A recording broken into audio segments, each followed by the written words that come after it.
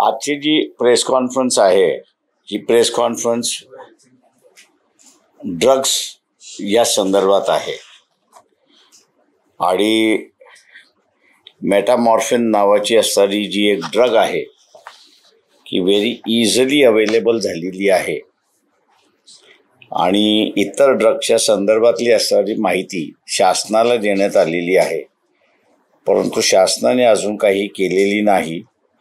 त्याचा व्हिडिओ जो आहे तो मी आपल्या समोर प्ले करतोय। मी केतन तिरोडकर इंडो चायना बॉर्डरवरून बोलत आहे।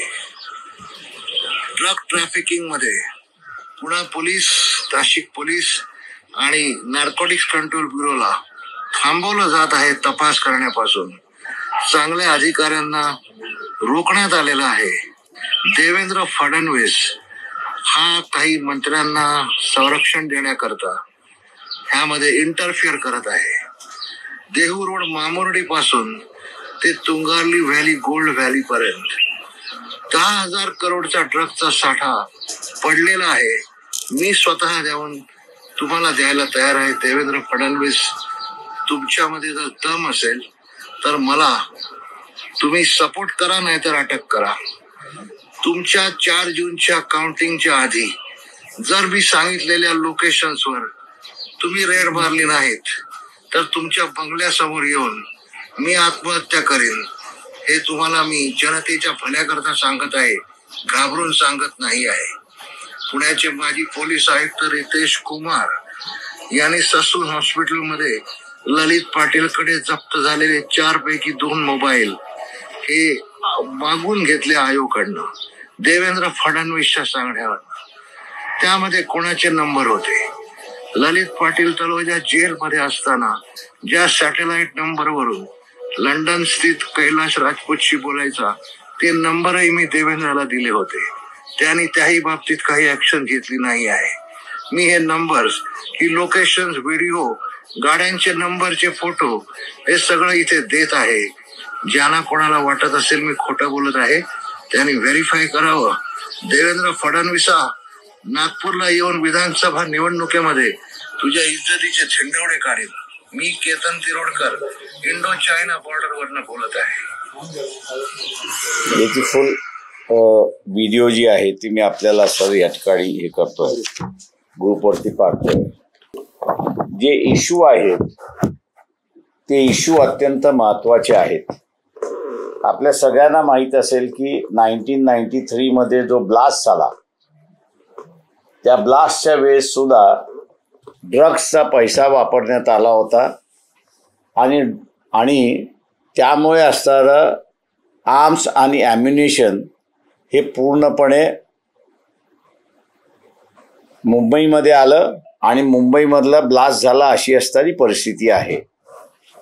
दुसरं याच्यामध्ये ड्रग्सचा जो व्यवहार चाललेला आहे तो एक ऑर्गनाइज क्राईम आहे, टेररिस्टची असणारी संबंध आहे आणि त्याच्याच बरोबर या ड्रग्समधनं जे मनी जनरेट होतो, फंड्स जनरेट होतात, हे वेरियस इन्सर्जन्सी मुवमेंट जे आहेत आणि टेररिस्ट मुवमेंट आहेत त्यांना असणारं वापरले जातो। 2021 मध्ये मुंद्रा पोर्टवरती नार्कोटिक्स सीज झाली होती NIA मार्फत।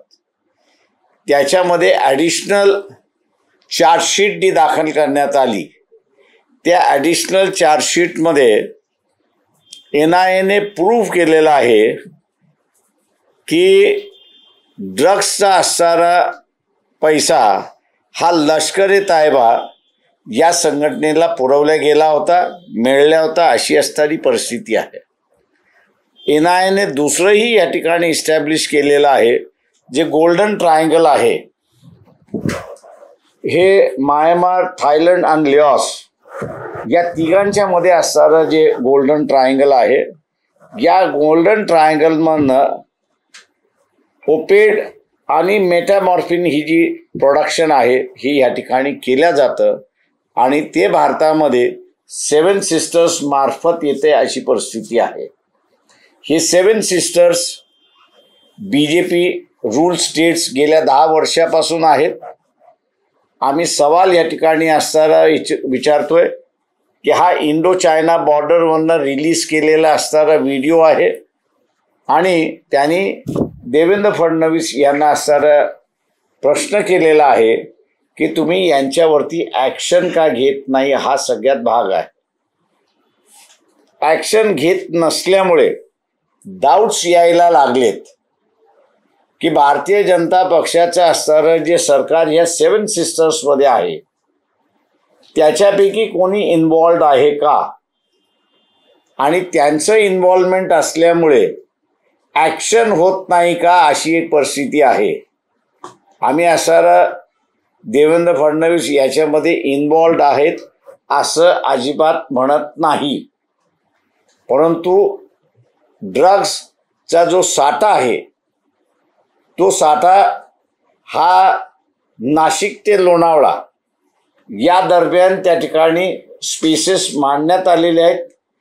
त्याची जागाही त्या ठिकाणी दाखवण्यात आलेली आहे, परंतु अजूनही तिथे रेड होत नाही अशी असणारी परिस्थिती आहे.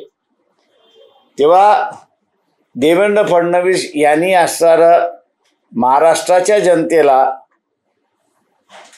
सांगावं की त्यांना केंद्रातल्या कुठल्या मंत्र्याकडून डायरेक्शन आहे का की याच्यावरती कारवाई करू नये, कारण का स्मॉल अमाऊंट ऑफ ड्रग्स नाही आहेत, तर हे एकंदरीत असणारं 10,000 कोटीचा ड्रग्ज आहे. मध्यंतरी एक बातमी आली होती आणि ती म्हणजे पोटबंदर वरती 18,000 कोटीचा ड्रग्स त्या ठिकाणी सापडण्यात आले होते. आज असणारं हे ड्रग्स कुठल्या एजन्सीच्या ताब्यात आहेत? नार्कोटिक्स डिपार्टमेंटच्या ताब्यात आहे, NIAच्या ताब्यात आहे, EDच्या ताब्यात आहे की हे CBIच्या ताब्यात आहे, याची कुठेही माहिती या ठिकाणी मिळत नाही आहे. तेव्हा हा जो 10,000चा ड्रग्स नाशिक ते लोणावळा असं असणारं इंडिकेशन करण्यात आलेला आहे, हा त्याच्यापैकी आहे का याचा असणारा खुलासा त्या ठिकाणी झाला पाहिजे. यंगर जनरेशन हा ह्याला बळी पडतोय अशी असणारी परिस्थिती आहे. राजपूत ज्यांचं नाव घेण्यात आलं होतं त्यांना 2015 मध्ये पकडण्यात आलं होतं मुंबई पोलिसांनी. कोर्टापुढे प्रोड्यूस करण्यात आलं होतं, पण बेल मिळण्यामध्ये ते यशस्वी झाले आणि भारत सोडून गेले आणि ते आता इंग्लंडमध्ये राहतात अशी असणारी परिस्थिती आहे. त्यांच्यावरती अनेक कारवाया झालेल्या आहेत. आमच्या माहितीप्रमाणे 2 रेड अलर्टही त्या ठिकाणी काढण्यात आले होते. एकदा स्कॉटलंड यार्डनी त्यांना अरेस्टही त्या ठिकाणी केलं होतं, पण पुढे काय झालं याची अजून माहिती त्या ठिकाणी येत नाही. सेंटर ज्यावेळेस ॲक्ट करत नाही आहे त्यावेळेस कुठेतरी पॉइंटिंग फिगर ज्याला आपण म्हणतो, इंडिकेशन ज्याला आपण म्हणतो, हे पूर्ण इंडिकेशन सेंट्रल गव्हर्नमेंटकडे जाते अशी असणारी परिस्थिती आहे.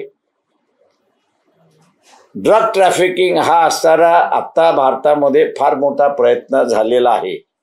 मला वाटतं मुशर्रफ यांनी पाकिस्तानमधली सत्ता ज्यावेळेस आपल्या हातामध्ये घेतली आणि ते प्रेसिडेंट म्हणून झाले नव्हते, त्याच्या अगोदर एक वॉर लाईक सिच्युएशन भारताबरोबर झाली होती अशी परिस्थिती आहे.